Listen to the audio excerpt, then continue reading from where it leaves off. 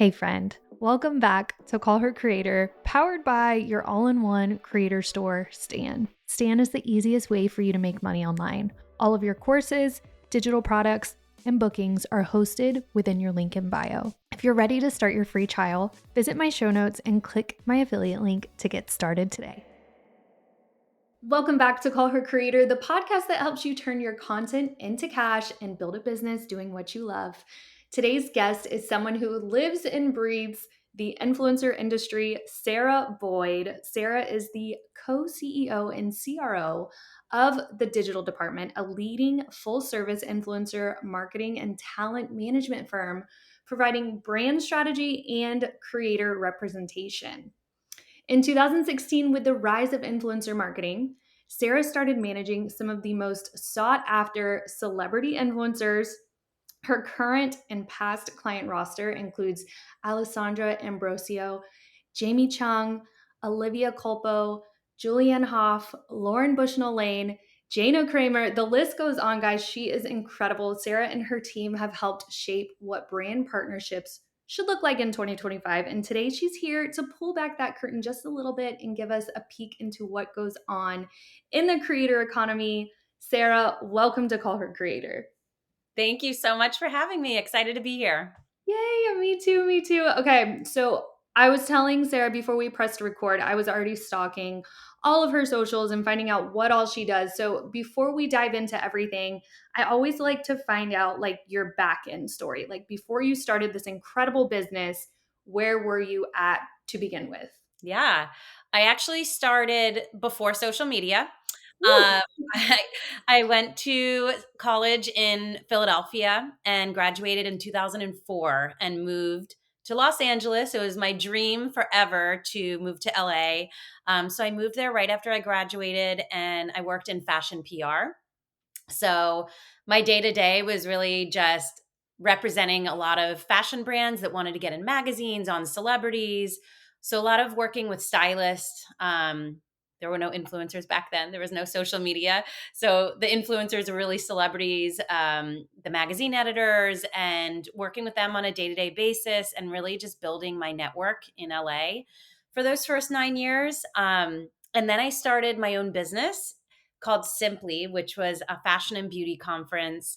And I call myself the dot connector. I love connecting people, kind of being the behind the scenes person to bring people together. So that was really the mission for Simply, my conference. And it was kind of the first of its kind. It was a great way to bring people together and connect people. Like I had a sister that got me in the industry, and a lot of people I met didn't have that connection or handshake that they needed to get their start. So I started it very bootstraps with like a few $1,000s to my name. And the first one was really a success. And we had, we ended up growing it to host it in Dubai, LA, New York, Chicago, all over. We had tens of thousands of people attend this conference, incredible brands, incredible speakers. And it was just my dream and actually made it come true. So I built that. And as I was building it, I started understanding that the digital landscape was really booming. And a lot of my connections were these celebrity creators. And well, they weren't creators at the time, they were just celebrities. And they started seeing, how lucrative this business could be. And I really started with some of the names you mentioned, helping them with a blog and helping them monetize their blog, which then led into, Instagram campaigns and things like that. So I was really, figuring it out along the way because it was all so new. And as I was simultaneously growing Simply, I was growing my roster of celebrity clients. And then about 5 years into building Simply, I had a baby and realized I don't think I can work 24/7 and literally not have a second off or take a vacation. I was kind of losing my mind. So I was on one of my many walks with my daughter, who was a few months old at the time, and decided I wanted to sell my business. And a few months later, after just sending some cold emails and again, figuring it out along the way, ended up selling my business 5 years after I launched it. and sold to a company called Socialite, which was one of the premier influencer marketing and talent management agencies. And yeah, I stayed on, obviously, and ended up becoming the president of Socialite a few years later. Um, Socialite then got acquired by a company called Dolphin Entertainment, which is a publicly traded company on NASDAQ.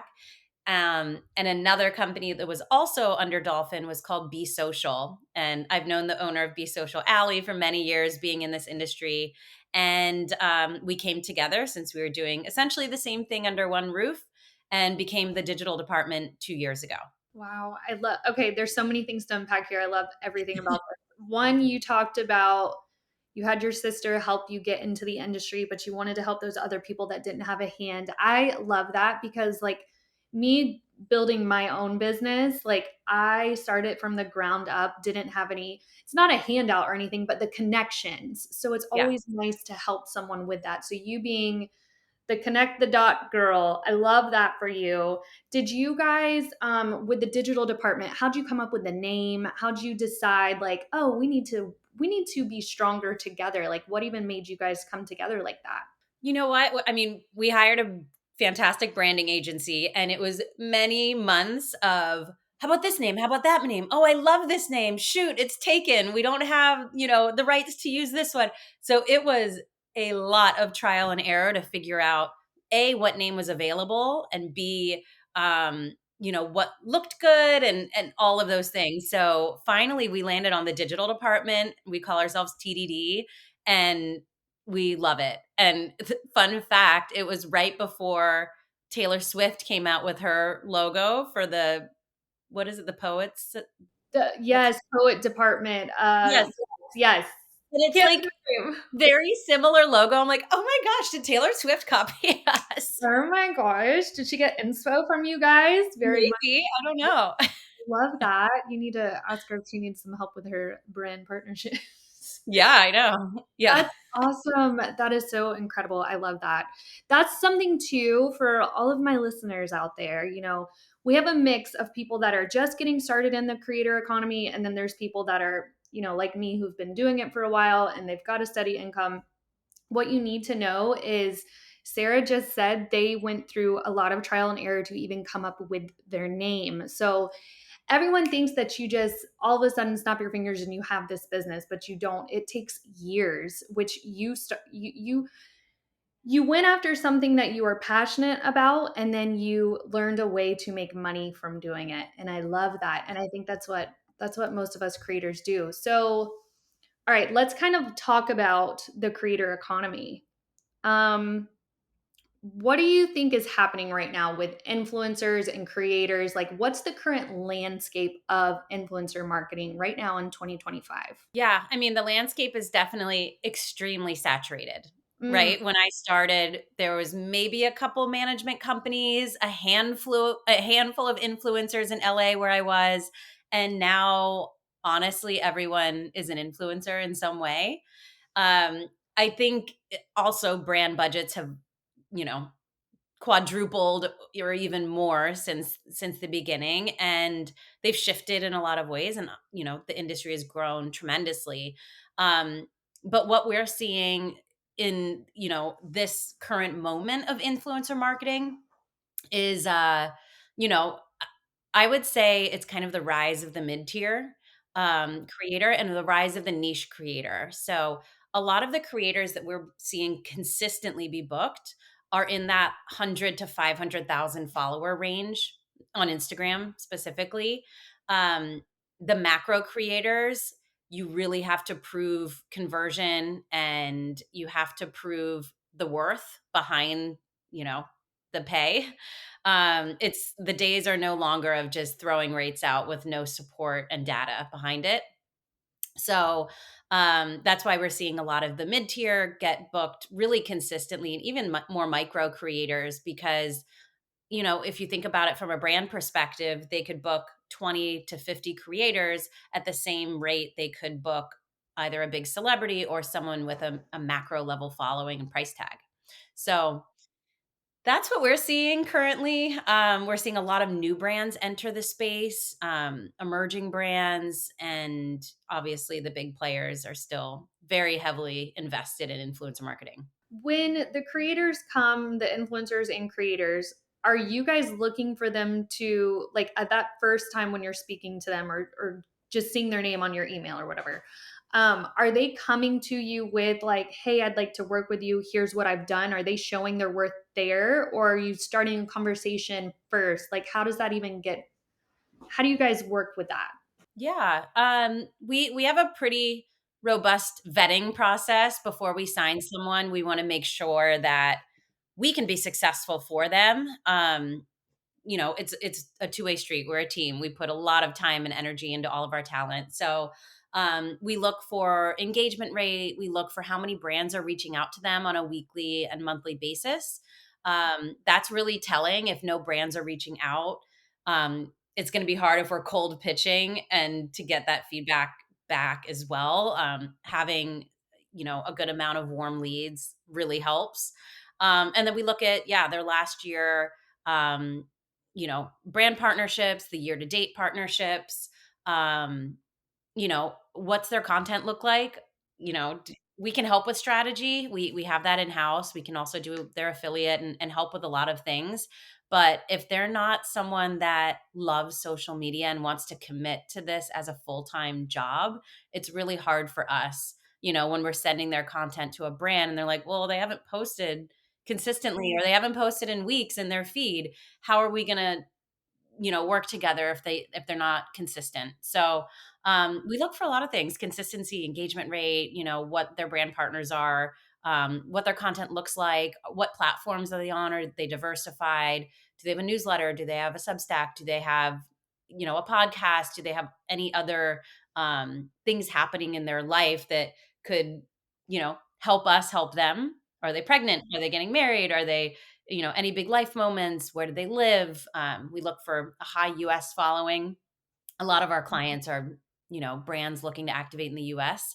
So those are just, I would say, some of the major things that we look for when we're signing someone here. I love that. Are brands still prioritizing TikTok and Instagram, or are you seeing like a shift toward newer platforms? Yeah, I would say predominantly our at the digital department, a lot of our campaigns are Instagram and TikTok.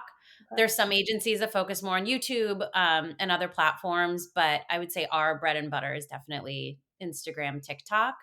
Um, we That's what I can would. do others, but that's kind of our like meat and potatoes. Yeah. I'm thinking that YouTube is climbing up there, with the long form video and the YouTube shorts, but nothing like TikTok and Instagram. Okay. What about, as far as getting paid as a creator? Let's talk about pay, because that's what everyone wants to know, is how much are they getting paid? What are the common mistakes? So, let's kind of deep dive into that. What are some mistakes that creators make when they're pitching themselves for these brand deals? Oh, when they're pitching themselves or Yeah. having having Well, someone like us pitch? either or, like, Yeah. when they're pitching, yeah, let's talk about you working with them. Like, what are some common mistakes you see? It's kinda different because you're at a different league than someone pitching themselves, obviously. Yeah. We can even look at it flip side, from brands pitching you guys to use your influencers. Like, what are just some mistakes you see in your industry? Yeah, I would say a few key things to look out for if you're pitching yourself. And let's take it that way, because I think most of your audience is probably pitching themselves and looking, to get their own brand deals. I would say try to get them to throw out the number first, because what if you throw out, here, I'll do it for 5,000, and meanwhile in their head they had 20,000 for a budget. You always want to try to either get them on the phone or get them to at least give you some sort of number. If they push and they say, just send me your rates, you should have a rate card. There's so much data out there now. You can kind of calculate what roundabout way your rate should be. Maybe it's not exact, but I think doing some diligence and figuring out what your rate should be based on your engagement and your following and all of that. So you have a media kit and your rate card. And then obviously there's always a negotiation from there. And I think Also, making sure that you look at every piece of the campaign. It's not just an Instagram story. Is there a follow-up slide? How many slides? Is there exclusivity, and for how long? Is there usage rights? Are they going to take that piece of content and use it on paid, their paid channels, or boost it? Like, all of these things are something to really think about and look at, because that could increase your rate. If they're, using your content in perpetuity for their advertising, and then you all of a sudden see it and you're like, wait, I only charged them $1,000 for a story. I didn't see that part of it. So really reading every contract and every piece of deliverable and asking those questions ahead of time so there's no surprises. I don't know if this was ever true. There was like some talk about it, but Travis Kelsey, did you hear about that? Where like he did this ad and it was the perpetuity. Uh, Mm. and they ended up, once he got, I mean, he was already famous. We know that. He's a great football player. But once he started dating Taylor Swift, they started replaying his ad again. Did you hear anything about that? Oh, but that is, yep, that's Yes. a great example. That's a great example, guys. Like he had agreed to this ad, and there was a clause in there that he did not pay attention to, which is probably, something with the digital department too, is I bet you guys protect your creators, your influencers, where someone like who's doing it themselves, they don't know all the things to look for. So it's really great to pick your brain on that. But those Yeah. are very important things to think about. Because if you blow up, I think about this all the time because I mean, I haven't blown up, but if there's like this really good brand partnership and they're offering a really big rate and they're like, the what is it called when they can use it whenever? Perpetuity. Yeah. Is it called like include exclusive perpetuity or something like that? Or they just, what do they say? What is that we want to watch? That word that they say, that phrase. Well, we don't want to sign on to anything in perpetuity because that's forever. Okay. You That's it. always wanna limit it with, like, 6 months, a month, 10 days, whatever that rate, that amount of time is, you Yes. wanna have an end date. Yes, and So, but apparently Travis Kelce did not look at that, oh, but I know, I gotta do research on that because I can't remember if it was true or not, but I read it in a couple things, and I think it was, but, oh, wow. when we talk about a media kit, what makes a strong media kit or a rate card? Mhm. For a media kit, I would say it's almost like when you're putting on makeup, right? You play up your best features. Yes. So in a media kit, like say your engagement rate is not that good. Don't put your engagement rate. Maybe your follower count is higher. So put the things that you want the brand to see, and don't put the things you don't want them to see. If they need to ask for it, great. We can always provide that, but take your best features and put them in your media kit. So a beautiful photo. Make sure in your media kit all of your content pillars are shown. So if you have 6 content pillars and it's family, relationships, travel, beauty, fashion, whatever those are, make sure they're all shown in your media kit so the brand can see that they can easily sync into your content in a natural and organic way. And then again, any sort of numbers that you can add in there. So obviously your social following, but if you have a newsletter, add in those numbers, add in your open rate, add in click throughs. If you have any affiliate data, if you're selling a lot on Amazon or LTK or ShopMy, include some of those really exciting sales that, hey, I posted this shirt and I got 200 sales from it. Um, Link clicks are really important. So if you have great link clicks, include that in the media kit, because if you think about it from a brand perspective, a lot of brands use influencer marketing to sell product, right? Some do brand awareness, which we love them, but a lot are very focused on ROI and how they can get that return back by using the influencer to promote the content. So, thinking kind of from a brand perspective and what to put in there and what a brand might be looking for. Yes, okay, that's good feedback, and then as far as, like, how long it should be, is it usually a one-pager, two-pager? It can be, I mean, if you have a lot of press, then you can include press in there, and that could be a couple of pages. Okay, But I think short and sweet is always the best. People don't have an attention span nowadays, as we know, hence TikTok blowing up. yeah, So I would say, jam as much into a page or two as possible. okay. Um, and Canva, you can do really beautiful designs in Canva and create it on your own. Yes, side note, Canva, you can type in their media kit and there's a ton of templates for you to play around with. Now, if you are trying to stand out, obviously you can get those for inspo, but try to like beef it up yourself and make it your own so you stand out. Okay, what's one thing creators can do today to immediately become more brand friendly? That's a great question.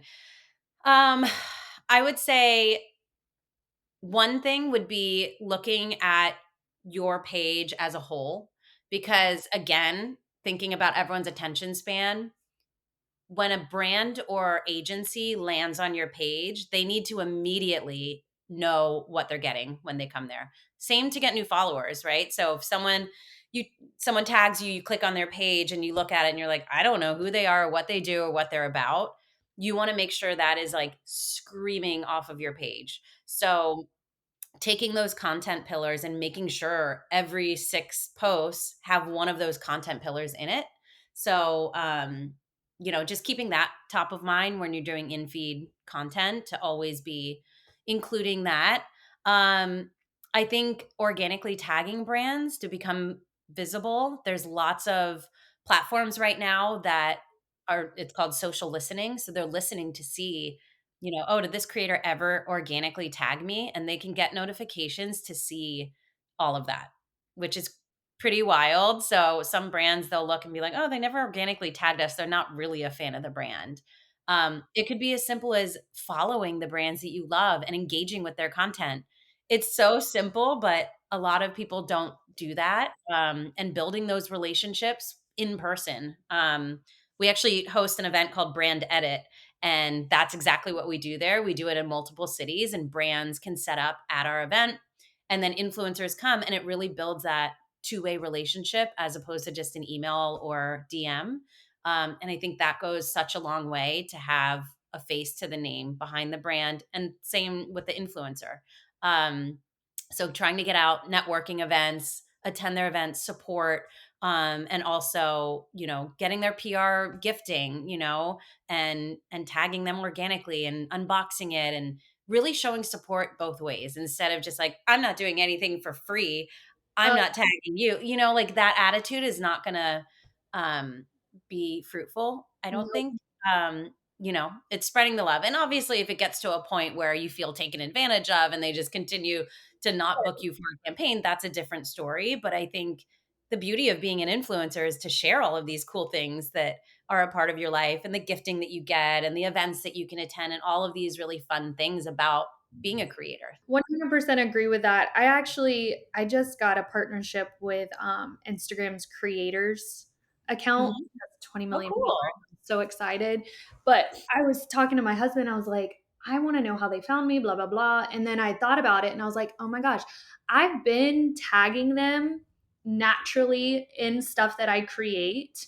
Yep. And I truly do think that's what helped bridge the gap there, and what helped them reach out to me was because I am not constantly, but whenever it seems fit and authentic and raw, I will tag it in some of my content. So definitely agree with you there about tagging things, and don't have that attitude that, oh, they're not paying me, I'm not going to share about it, because that's why sometimes influencer marketing gets that bad rap, is because there's some people out there that will only post if they're getting paid, and you see hashtag ad and it's like, I don't want to see that all the time. I want you to be your true self, and if that comes with a paid partnership, amazing, but don't make it inauthentic. Agree with that. Yeah, it's very noisy, and how do you stand out amongst tens of thousands of influencers? Get in their DMs, tag them, and build a relationship. Like, we're getting Literally away from the days of I love a relationship, hence, the business I started. And I think that is 90% of it, is really having strong relationships, and um all of that. I can preach it all day long. So agreed. All right, let's talk about getting seen, standing out as a creator. What makes a creator for you as an agency?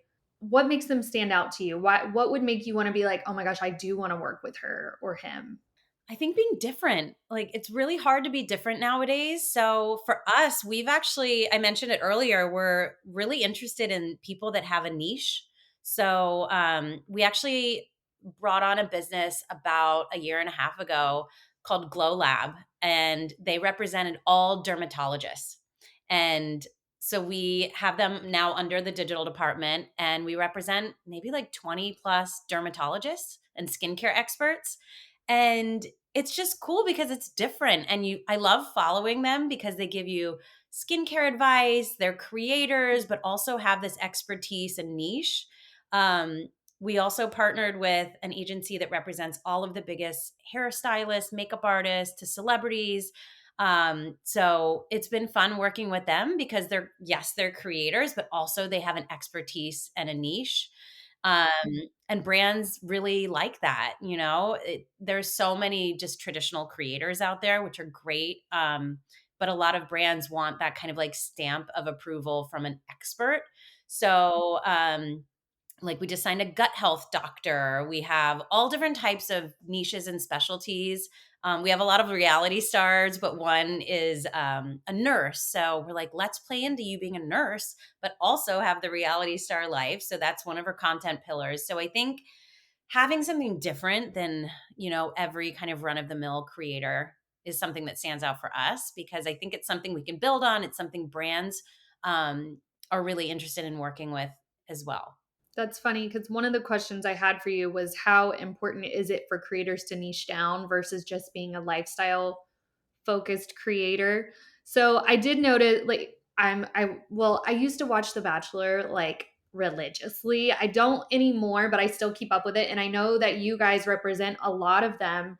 Yeah. So when you pull them on, like, is being a reality star their niche, or do you do things like what you just said? You pulled out that she was a nurse. Like, how do you work with those type of people? Yeah, exactly that. Like, great that you were on a show, and, that's why everyone follows them, right? Is to follow the love story, and that's always gonna be number 1 for them and their followers' interests, but we always wanna find something different. So, whether it's following their love story with a new person or, marriage or kids, or if they love gardening or if they love, home reno, or there can be so many different things, but we need another angle. So that's why we always talk about our pillars with our talent when we onboard them, or every year we do a new strategy on like how we want to show up on social media. So yeah, I think it's having a story outside of reality. And a lot of the more successful ones, I think, have kind of leaned away from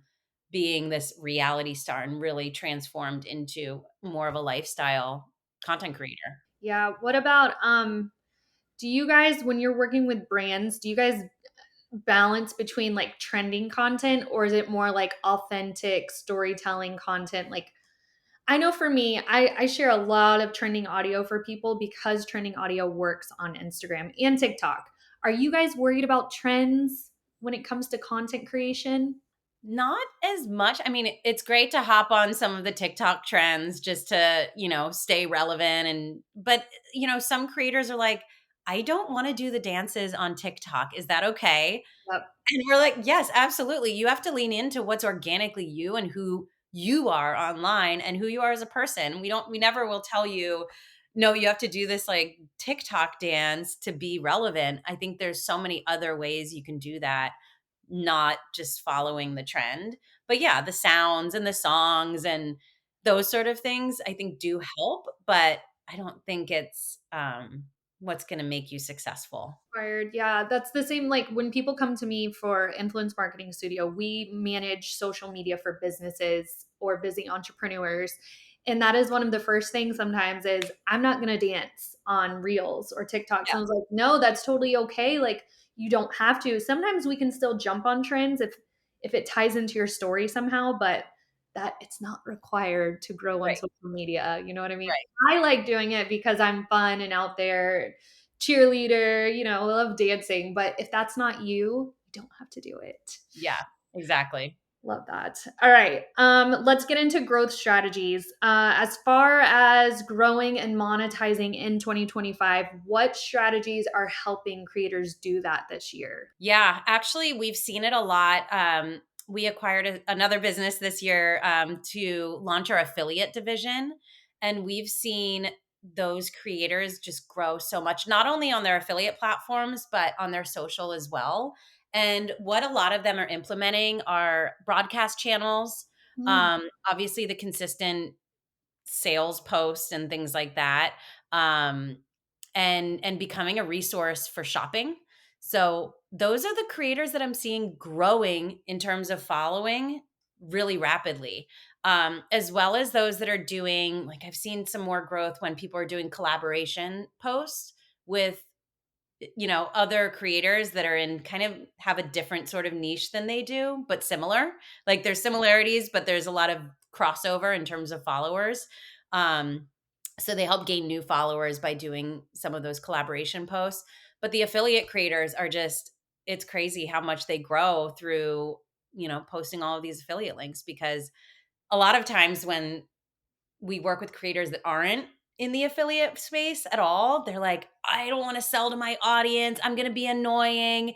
Like, but these affiliate creators, they're just gaining so many new followers because they're finding them from LTK or ShopMy or Amazon or all of these other platforms. And they're just consistently talking about what sales are happening, talking about what clothes they're wearing, their beauty routine, all of these different things that people want an influencer or, someone they look up to's opinion on what to buy. When I'm on Amazon, I'll go to Amazon storefronts from people I follow just because, like, I don't always know what to even search for. Yeah. We're busy and it's like, all right, I love her style. Let me just click on all of her affiliate platforms and just buy it all, add to Yes. cart. Like, Done. shop for me? Yeah, I love that. That's so funny. That kinda answers my next question, which was, are creators undervaluing affiliate marketing? Which I can say myself, I'll get affiliate marketing emails all the time, and it's like, I don't have the time for that. But you're kinda changing my opinion, like, actually, maybe you do, because that is a way to be extremely helpful and add value to someone's life by offering something that I already like. Yeah. And I mean, yes, there's a lot of spam that comes out with like, oh, sign up for this brand and you get a 30% commission. You have to set up a whole portal and all. Like, Yes. I would say no to those, Okay. but do it through LTK, ShopMy, Amazon. They have every brand that you could ever imagine. Obviously, everything's on Amazon. Um, and make money while you're at it. It's talking about things that you use on a daily basis anyway. I need to get back to that. I did a test for like LTK and Mavely just to see how hard it would be to make $100. And Yeah. truly, I made $100 like in a week from just sharing what I was wearing each day. So, and would you say for someone under 10,000 followers, I know we're all like, oh, you got to get to your first 10,000 followers before you start selling, which isn't true, by the way. But do you feel like affiliate's a good way to get into influencer marketing, like before you've got that huge following? Or what's your thoughts on that? 100%. Yes. You can use Facebook and your friends and family might buy the egg cooker that you use every day on Amazon. Like, there's so many ways that you can monetize.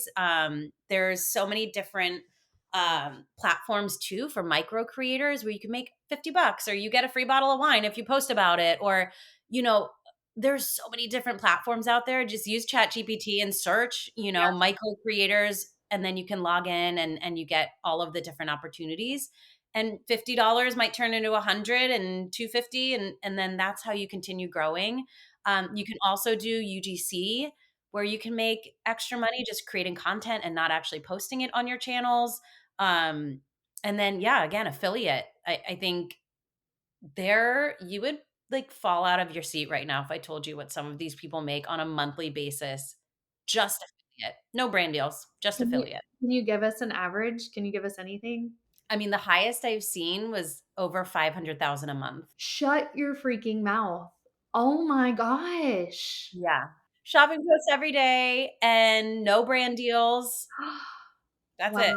And there's almost like taboo, like if you're an affiliate over an influencer, like there's some kind of like you're better than, but Mhm. you speaking that number out loud, it's like actually you could make really good money here. Okay, this should inspire you guys. If you're listening, go at least sign up for one affiliate marketing platform and just Yes. try it. Just share what you like. Um any predictions for influencer marketing by the end of 2025? So the end of this year, you think anything crazy is going to happen? Should we lean into something? I think the new thing to lean into is Substack.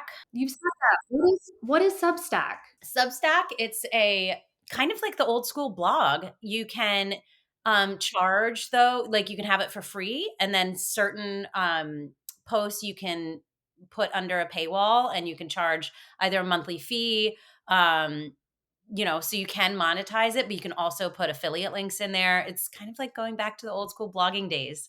And I think it's a really great way to just have longer form content than just a TikTok or your in feed. And you also get to own your audience, right? So you get everyone's email addresses, which is gold. Any way you can get your fans' email addresses, like look what happened with TikTok. It almost went away and people could have lost their entire livelihood. So I think taking back what yours, because a lot of these platforms you don't own and they could go away tomorrow. And What's your favorite creator success story from a campaign that you've worked on, like recently or anytime, really? oh my gosh, so many. And I haven't really been in the day-to-day of management for a while. Right. So I mean, we see, I guess one that comes to mind first would be Alan Bernstein. He's from Dancing with the Stars. We just signed him um maybe in the last year, and he was getting like a decent amount of brand deals, but his manager at TDD has just, they created this incredible relationship. They've become really good friends, and he's, I think, like triple or quadruple the amount of brand deals that he's gotten, and he's worked with like all of his dream brands. He's like booked and busy and so happy and just so thankful for everything that we've done. So it's been exciting to see, because typically male creators, it's a little bit harder to book deals for than female. But we've just, I mean, it's been really exciting to see his growth. And I'm sure Dancing with the Stars has helped last season and, continue to build. But I Well, think, in his personality, like he's like a warm, fuzzy teddy bear. Like, and I think that yeah, shines through his content as well. yeah. And I think it's also, the relationship with the manager and the talent. Mm. Um, you have to have that really close relationship to work together, and texting all day, and how to monetize and how to strategize, what's going to work, what's not work, what brands we want to reach out to, let's collaborate, like, okay, organically tag them, I'm going to get gifting and then I'm going to reach out. So it's really a partnership and a team, and I think that's a really good example of how we've worked with the talent to really grow them as a team together. I love that. That's awesome. You guys are really doing something good. Okay, as we close out, I got a few rapid fire questions and then we will end this thing. Creator red flag. What would be a red flag for you? Not posting consistently. Oh, yep. What about a green flag? Like you would want to work with them. If they respond as quickly as I do. Oh, yes, girl. Love that and agree. Business mind, fast, Yeah, on it, hungry, go-getter, give hustler. me it. Yes, Yeah. yes. What's one thing every creator should stop doing in 2025? I don't know. I don't wanna offend anyone if I say this. True. I can Okay. tell you a nice one is stop ignoring your comments. Like, it's just Oh, rude, that's one. Yes. no? Stop hiding your likes. Yeah.